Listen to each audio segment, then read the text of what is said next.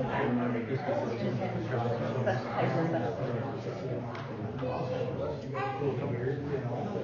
my God, I didn't realize Captain music was a game.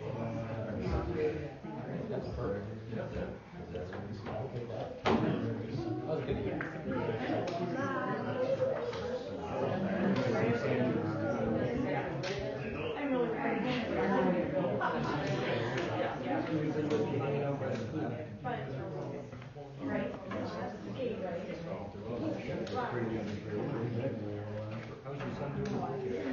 Good evening and welcome to all of our attendees that are joining us.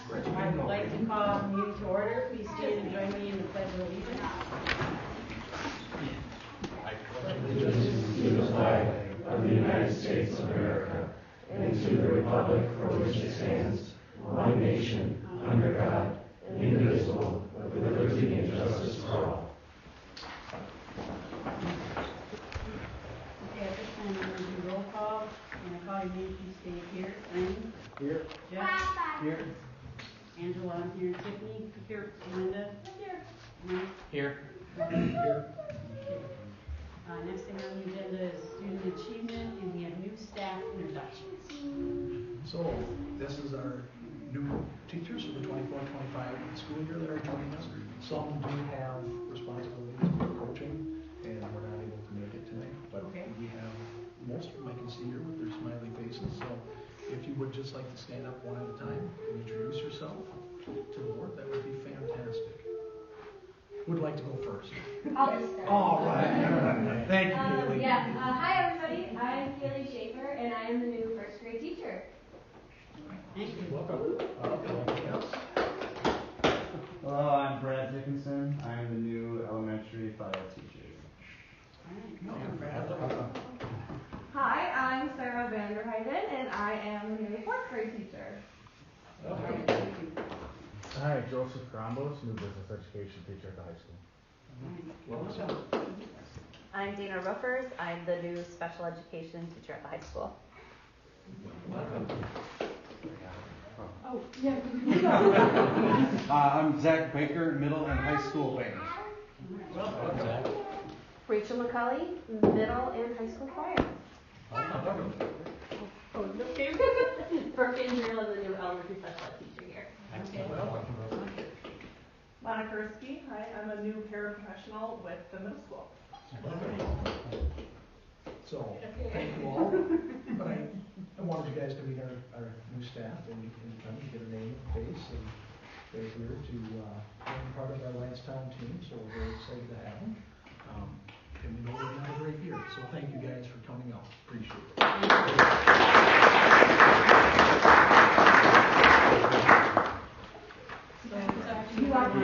I did tell them in some middle school. Okay. Thank you for coming. Thank you very much, guys. All right. So next thing on our agenda is the open forum for public comments. So I'd like to thank those for coming tonight. We want to extend a warm welcome to all who are present today. Your engagement and participation in our board meetings are invaluable to us as we strive to ensure the best possible educational environment for our students. To ensure that every voice is heard and that our discussions remain productive, we kindly ask that all participants adhere to the public forum protocol of 5 minutes of speaking time. The protocol ensures that everyone has equal opportunity to express their thoughts and concerns. Please make sure that you have signed in and checked that if you wish to speak at our meeting tonight, each participant will be allowed to address the board one at a time. I will call you up to speak in order of the sign up in accordance to the topic of discussion. I ask that no board members respond to questions from the public. So the first person that we have, I think, on is Ron Zahn. Stand where the podium used to be. Yes, sir. Thank you. First of all, I appreciate that the board has extended public comment time from 3 minutes to 5. It may sound small, but the significance is big. It says that you as a board recognize that you represent the citizens, the voters of the district, and that you're eager to hear from them and receive input from them. So do appreciate that. I signed in as wanting to speak about Title IX and your work with that, but caveat first that I was not able to attend all the meetings in which you discussed that matter. So some things I say, you might sound, well, that's silly because we covered that a month ago or whatever. I apologize for that. And also when I did attend, I have a hearing deficit that significantly limits how much I hear from a large public meeting. With that said, what I did hear at the workshop 2 weeks ago, working with legal counsel, you were going through the school's handbook and adjusting the wording, tweaking it so that no matter how courts might decide on the new Title IX rule, you would be set to go. If the courts decide that it is a legitimate constitutional rule and that it has the force of law, your new wording would accommodate that. If the courts decide it's a bummer, it wasn't properly drafted, it's not in accord with the Constitution or with the original 1972 law, your wording would accommodate that. And that does sound beneficial. However, I am concerned about what I did not hear. That the rule is a radical, extremely radical rewrite of the 1972 law. I think it would be difficult to find anybody in Congress back then, or to find the president who signed it, to think that sex meant anything more or other than male, female. And why did they think that way? Because all biology says so. Biological reality says so. Science says so. Common sense and experience all convene to say that same thing. However, the new rule, which is some 1,500 plus pages of bureaucratic stuff, has a totally different view of what sex means. It is a broad spectrum, anywhere from as far that way or as far that way as you might imagine. And anybody can claim a place along that continuum, and the school by law would have to recognize that. And I would suggest that that is as unfortunate and dangerous as if I came in here tonight, or if I were a student and would come into school and make the serious claim that I'm a dandelion. And that I think you ought to recognize that and use my chosen pronouns without fail. Root and stem, and don't forget it. Those are my pronouns. I don't think very many of you would encourage me in that thinking. I don't think very many of you, certainly I hope none of you, would help me develop ideas about how I might physically alter my body so that it's more like a dandelion. Because I think that's what I am. So that's how dangerous I think this new ideology is and how unscientific I think that it is. Its consequences are damaging. It deprives women of privacy and safety. It destroys women's sports, limits what women can do educationally and professionally in their life. And it certainly harms childhood development. So regarding that 1,500 some pages, I'm going to guess, I do not know, that probably there's a number of you on the board haven't read it all or understood it all. And if you sign on to the new rewrites, you might be saying that whatever it says, that's what we're going to do. You need to question also whether it has any constitutional authority, aside from what courts say. I challenge you to read the Constitution and find one word that suggests that the federal government has the right to determine how we in Wrightstown educate children. It's not there. Never was. It's not there, and for good reason. So what should you do? I would encourage you to accept reality, push back. Do not subject our young people to this dangerous ideology, and recognize the cost. The cost of legal fees, if it should come to that, but the bigger cost of the damage it will do to our young people. Thank you. Okay, that's all we got. Yep. Okay. All right. So the next thing on the agenda is the meeting minutes. You all have had a chance to review the minutes attached to your board docs. Any discussion or questions on the regular meeting minutes for July 24th or the workshop meeting minutes for August 7th? Okay, do I have a motion to approve the meeting minutes for July 24th? I'll make a motion to approve the meeting minutes. Do I have a second? Do I have a second? I'll second it. Jeff has made a motion to approve the regular meeting minutes for July 24th, seconded by Tony. All those in favor? Aye. Anyone opposed? All right, motion carried.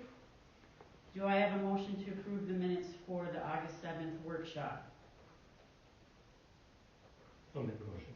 All right, Tony, thank you. Do I have a second? Okay, thank you, Tiffany. Tony's made a motion to approve the workshop meeting minutes for August 7th, seconded by Tiffany. All those in favor? Aye. Anybody opposed? Motion carried. All right, next thing we have is the personnel report, and Andy will present on that.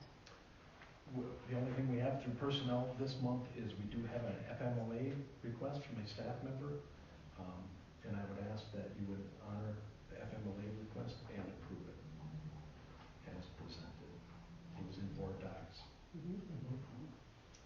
Okay, do I have a motion to approve the FMLA request presented by Andy in board docs? I'll second it. Okay, thank you, Tony. Thank you, Mike. Tony's made a motion to approve the FMLA request as presented, seconded by Mike. All those in favor? Aye. Anyone opposed? All right, motion carried. Thank you. The next item on the agenda is policy 2264, Title IX, non-discrimination and access to equal education opportunity. This is the first read of policy 2264, non-discrimination on the basis of sex in education programs or activities. Any questions, comments, or recommended changes for Title IX Policy 2264? So we received your email a couple of days ago about the last week's Supreme Court ruling, where Moms for Liberty were extended the injunction, and Wrightstown's included in that. And so it failed. Biden administration wanted it overturned or wanted the injunction removed and immediately implement 2264, or the new Title IX rules, I should say. And so that failed by 4. And then in the email it also mentioned that Wrightstown is covered, at least from the authority of Moms for Liberty, stating that Wrightstown, all these schools are covered in that injunction. And then additionally, we learned that, and I looked it up and corroborated it, in late July, the universities for Wisconsin put their new Title IX on hold and have, until they find out what's going to happen in the Supreme Court with the 6 cases that are going there involving 26 states. And so when I look at that, and especially when you take in consideration the universities of Wisconsin, and they're putting it on hold, I think it's prudent to stop and just say, okay, you know, why are they putting it on hold? These are folks that got attorneys all over the place, on their board probably, just like my corporation does. And I think it may be prudent just to refrain from adopting this policy and see what happens at a federal level.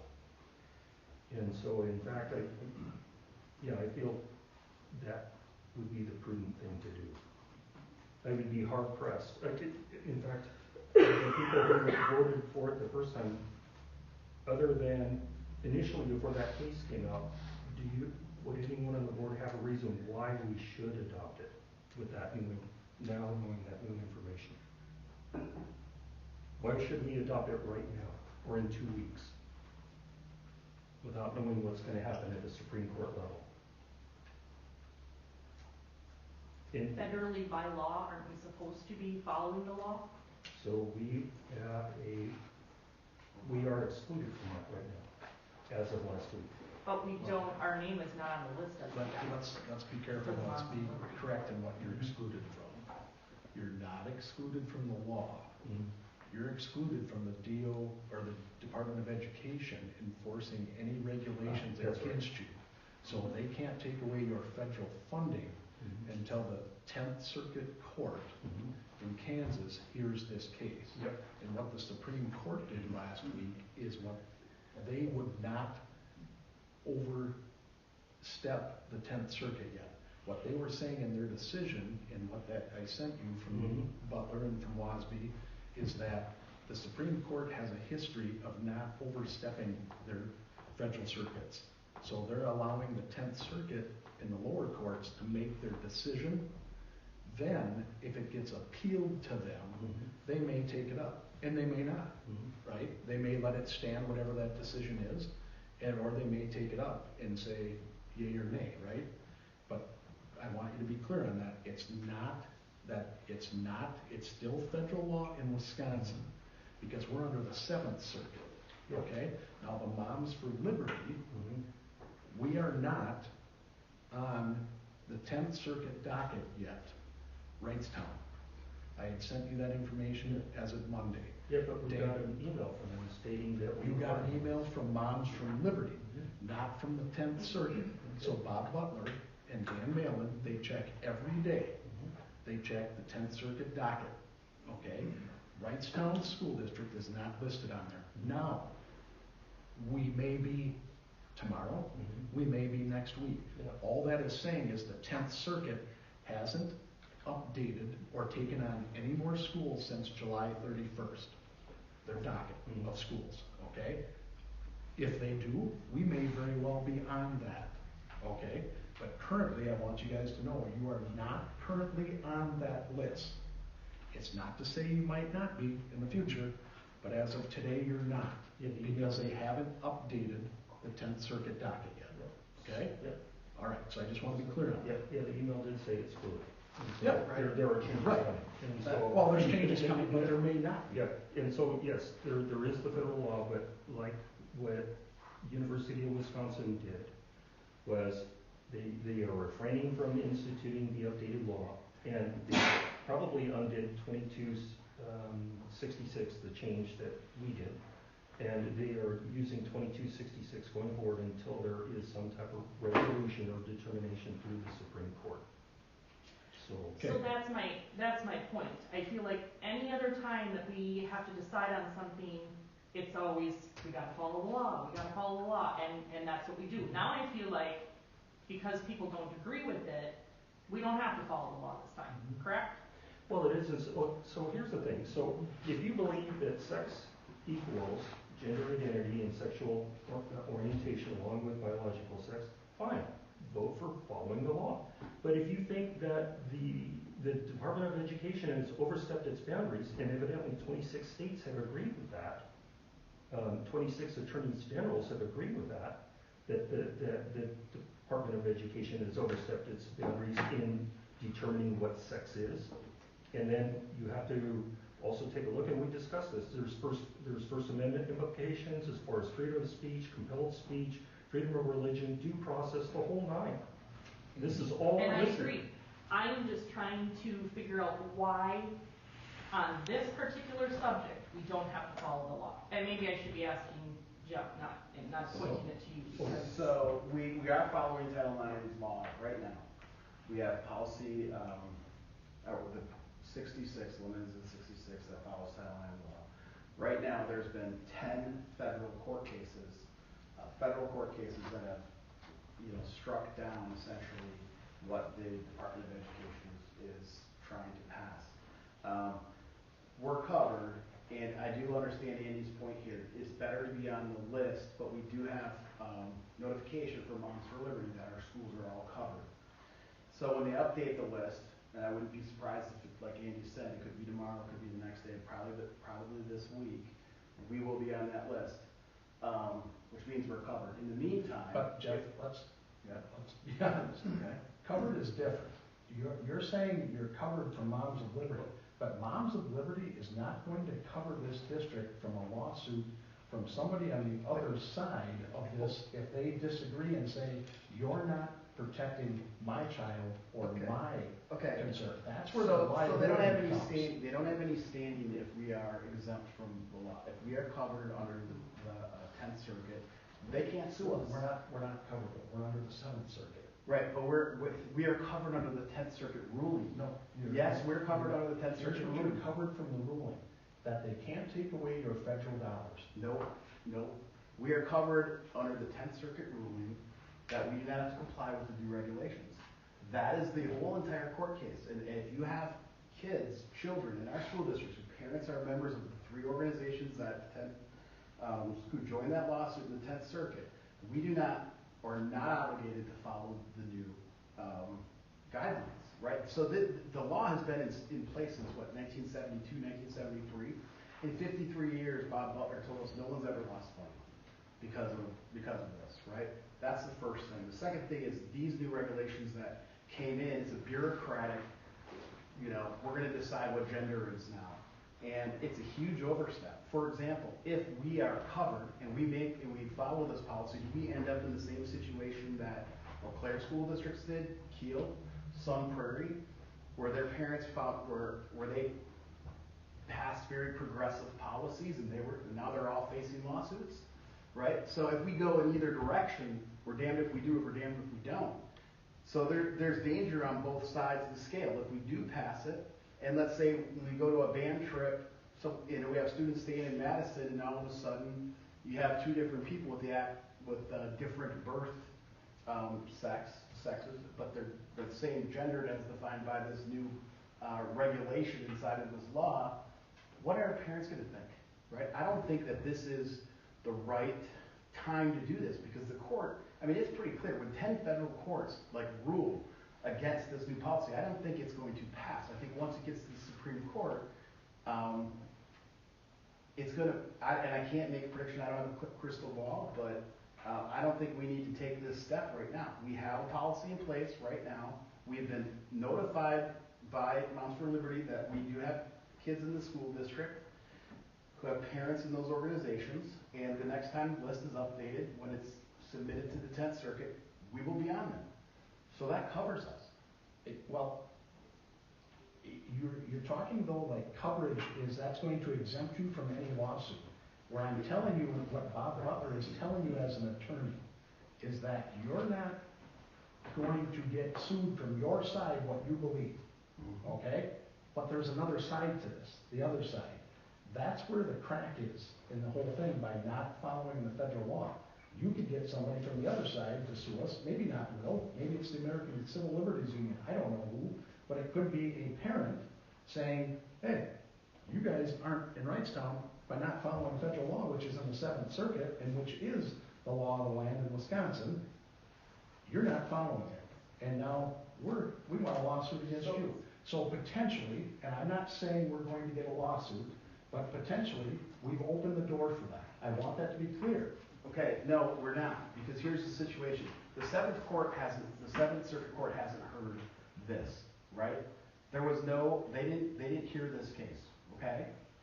So you understand it hasn't been brought up in the 7th Circuit. It's not brought up. It's the 7th Circuit settled on it. Okay.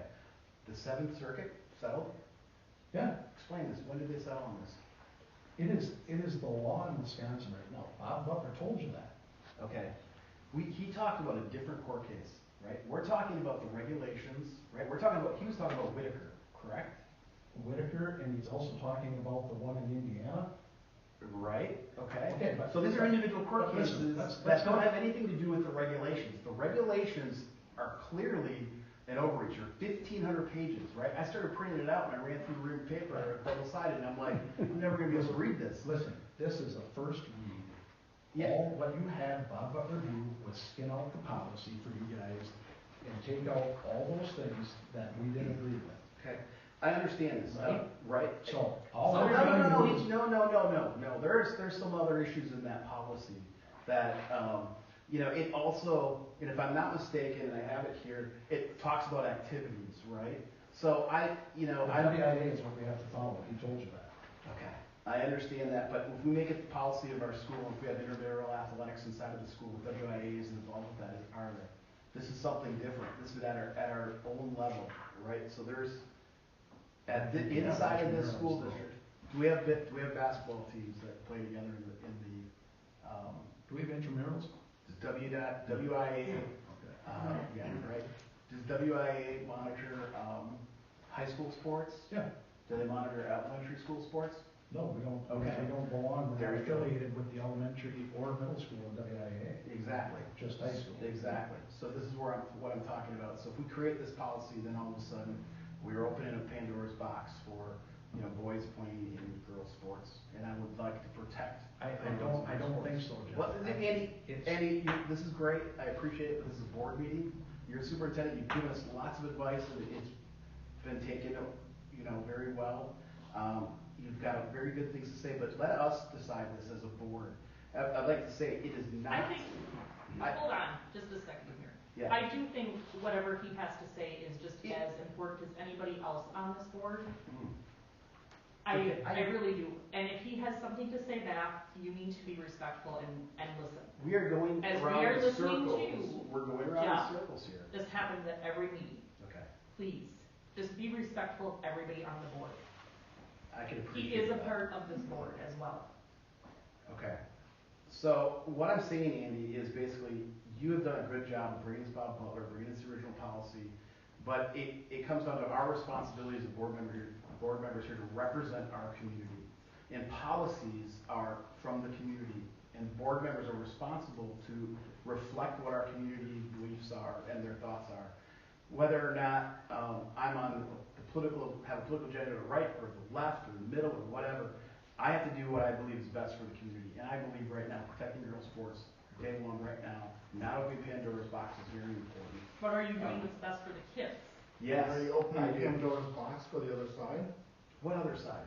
There's all of us together, okay? So there's all of us together, and the question is, we have a community, we've survived, hundreds of years with believing, your sex is your sex, and children who are transgender, I feel for them, I get it.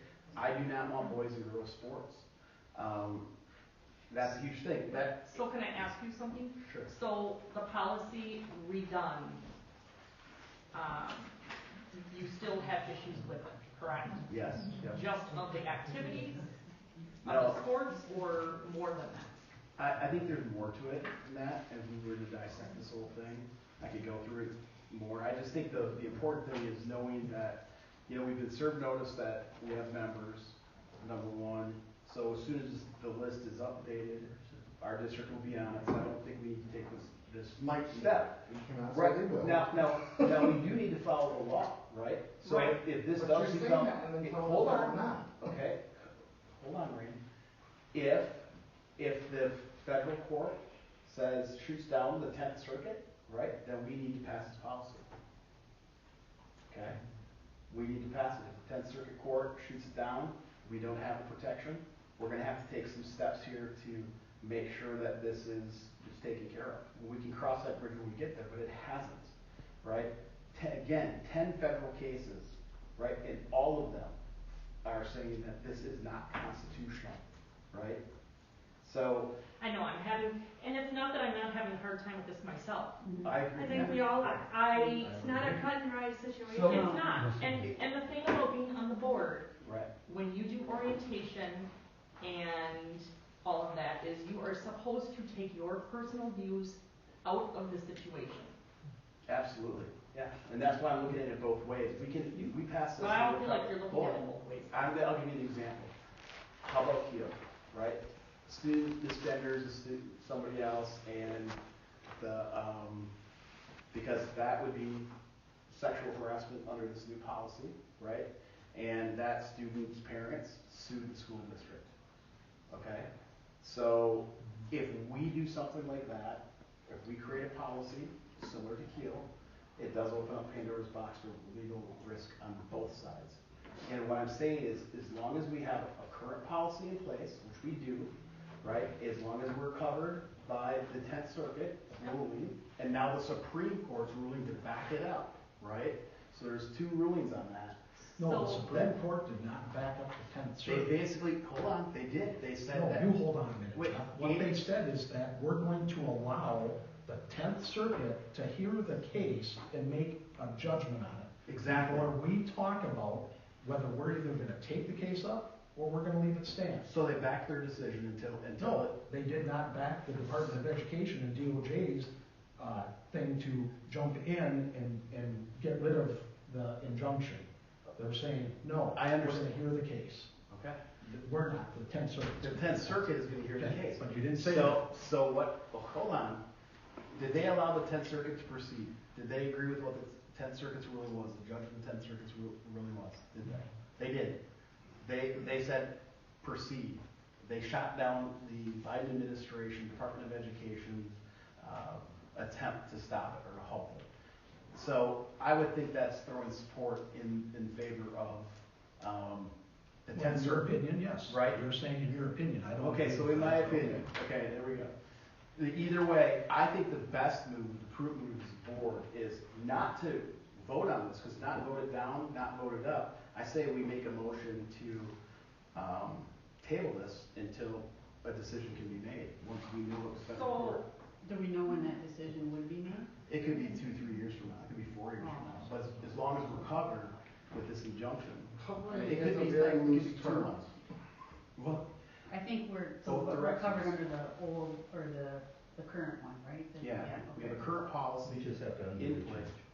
Right, so I think, Have to what? I'm sorry, I didn't get So that. we did a date change on it, right, saying that it was, we would cover up through, July 31st. so we'd have to change it back. So I just have one question, and this is probably more for Andy. What about our insurance coverage, or if we? Liability insurance, yes.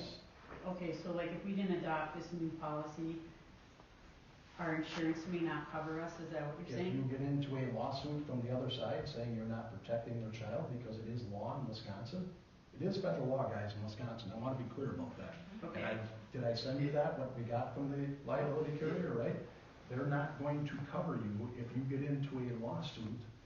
They're going to try to settle it, and if the other side doesn't settle, we're on the hook. They're basically washing their hands from what they're going to cover us on. Okay, If and would you're there in be, federal court, it could be a lot of money. then would they increase our insurance if we don't follow this as well? Will they increase the cost of Yeah. our insurance? Yes. They did not say that in that letter to us. Okay. They did not say they would charge us more. Can I ask something? Sure. Okay, so you said, why don't we table this and wait for a decision? Why can't we, because it is federal law, why can't we accept it right now? And when they, or if they change down the road, why can't we? Revote If it it gets in? struck Yeah. down, it'll go away, yes. Yeah, So because once we make it policy, it becomes policy, right? And it would open the door for a lot of things, and like what Lane's point, lawsuits in both directions. But I'm saying this, is that there is no need to act on this. That it would take several months to figure this out. We will be on the official list. We've been served notification, we have the parents. Now, if we move forward and we're on the list, right, to exempt us from this, that opens up a whole other can of worms that we should be asking an attorney. And I don't but think. why, I guess my question is to you, Jeff, because you are like, law, follow the law, follow the law, follow the law, and now this time we shouldn't follow it. This is following the law. We're following the law. If we are exempt from this rule, You gotta stop with if we are. If we are. Okay. That's just it. We are not on the list right now, and we aren't exempt. Okay. So that's my point. Okay, so what is the risk of us waiting until Friday? And that's why I want to make a motion to see if we're on the list, right? Or next week, whenever it gets on there. I mean, I just say we move it to the next meeting. So what you're saying is if we're on the list, then legally we're covered. Is that what you're saying? No, that's what you're saying. Okay, but if we're on the official list, if we're on I'm the saying, docket why list. do you, every time there is something to be done, it's, you guys gotta follow the law. You have to do this. And now this time, Andy just said, federal law, we got all this stuff sent to us. Why all of a sudden it's okay not to pass it? So there's always going to be two sides in a lawsuit, right? And there's always going to be different opinions on the law, right? So I'm saying point blank, I believe this is unconstitutional, number one, okay?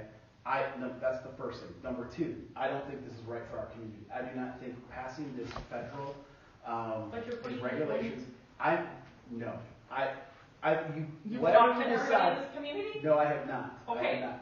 But I know a lot of people in the community, and I know why a lot of people live here, and it's a great community.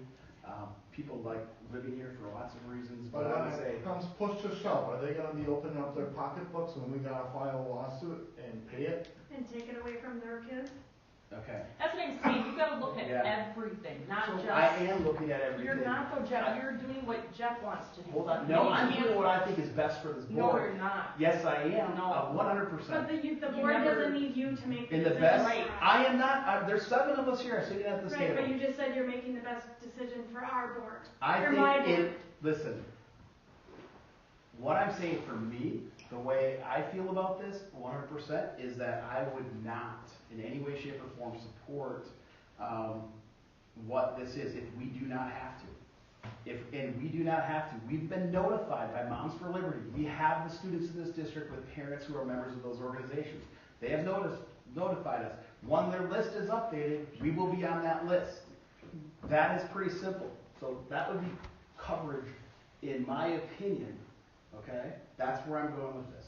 Okay, so So I think we are. I think that's a good, okay, this is good discussion in trying to get us to understand each other's point of view, okay? I do want to. Can I ask one more thing? Sure, go ahead. I just want to get your opinion on, like, if we had a transgender student, are you confident with our administration that they have guidelines set up where that student is taken care of and other students are not being affected by it? Can I answer that? Or is this for Jeff? Anything. I trust our administrators, number one. I have never seen an administrative guideline that shows us what would we do in this situation. However, I believe that based off of history and knowing the administrators, they would do the right thing for all students, 100% of them. That's what I believe. And I would say that the administration, I fully trust on that as well. My issue would be the parents that would be coming in here and the liability or legal proceedings that they might impose on our district. I don't know those parents, but I know the administration, so I mean, their job would be to facilitate that and, try to make sure. You're worried as far as parents not, On either side, okay. yeah, on either side to come in and say, you know what, we have a transgender student, I don't want that student going, into the female bathroom or the male bathroom, or playing on a sport, or whatever it is, or dead naming. I'm not sure if you're familiar with that, but if I call Susie Steve, and he's now Susie, he was Steve, and we call him his original name, Steve, and he's now Susie, that's dead naming. And how do we educate K through 12 students? This is not a higher education where I'm from, right? In the higher education, it's pretty straightforward. They're adults. We give them policy, we understand that. We've got elementary, middle school, and high school all under the age of 18. How do you teach that to those students and try to make sure that it doesn't happen all the time? We have bullying policies right now that we're trying to prevent bullying. So to bring in a transgender student, which by all means I respect, it's just how do you get the students to accept that and be able to not bully that student, to educate them. Here's what dead naming is. You can't call Steve Susie anymore, or vice versa, right? Because now they've changed. So now that poses a liability to us from the parents. So it's the parents that I don't know how they feel about it. Just in some of the conversations that I have, representing the constituents, I get it, we are a board, we represent the students, but representing the constituents out there, there's both voices that are out there. And so to take a look at, the big picture and trying to make sure that we're answering, well, this does put the board in a difficult situation to make a decision. I mean, this is tough. It's tough for other schools, it's tough for higher education, it's tough for K through 12. So I want us to be open and continue to ask these questions like we are and have these discussions, but I do want to remind everybody, this is just the first read tonight. We're not voting on it. and that if we want to have more dialogue on this, then I think we can do that in our next meeting, in a workshop again, so we can spend more time. And then also in the board meeting, if everybody's okay with that. I feel like we just keep kicking it down the road in hopes of. Okay. And that's fine, Ray, help me understand. I think, the outline that's in the 2264 is very scriptive for the administration team on how to handle it, time frames, what they're doing.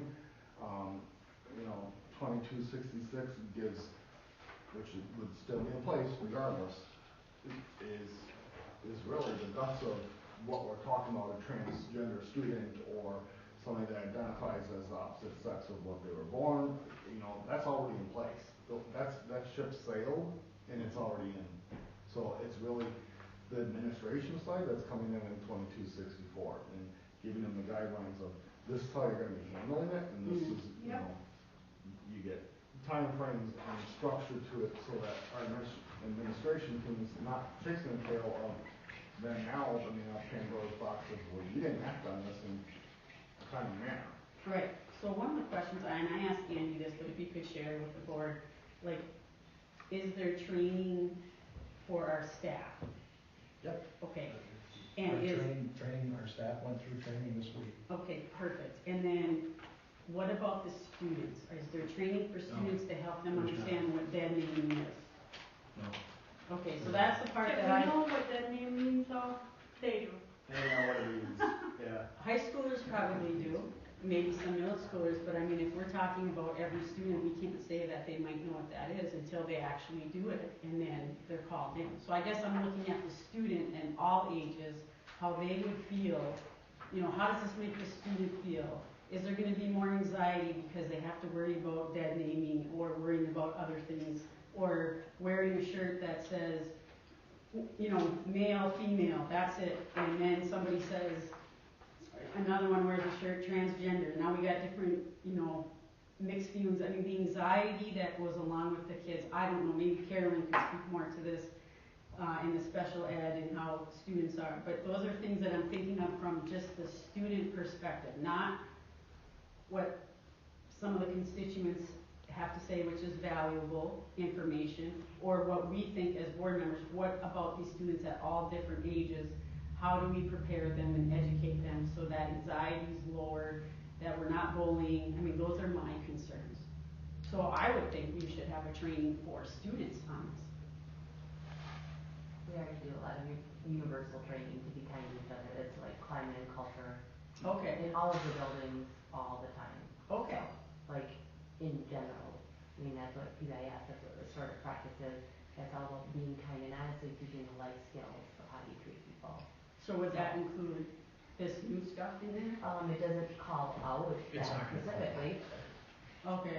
I mean, let's think of how the HGE stuff went earlier this year. We have to be very thoughtful about what gets called out and what doesn't get called out, right? Because the community has an opinion about that. So, right. But the general messages of how we treat people and always teaching those life skills taught all the time, explicitly.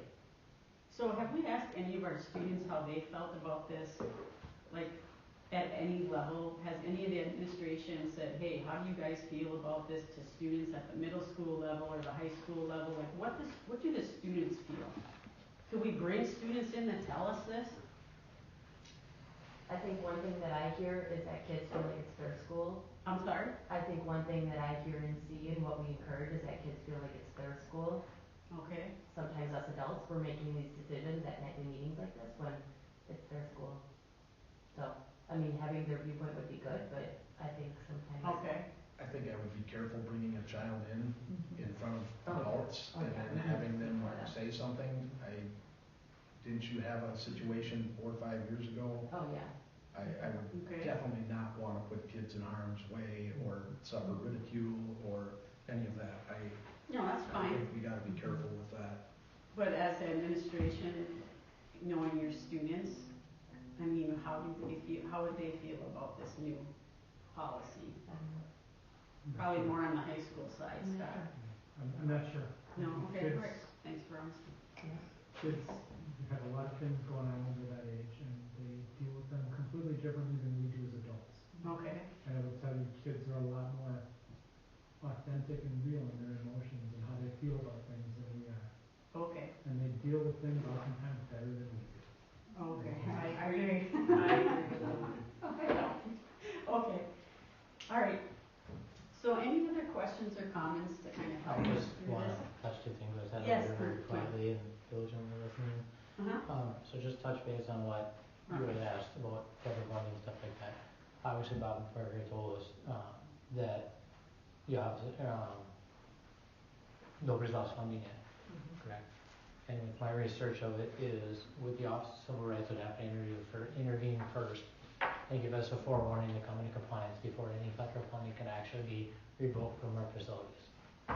That's just a side note to what you had talked about on that federal funding then. I guess the only other question I had, and I had somebody bring this up on my last week on vacation,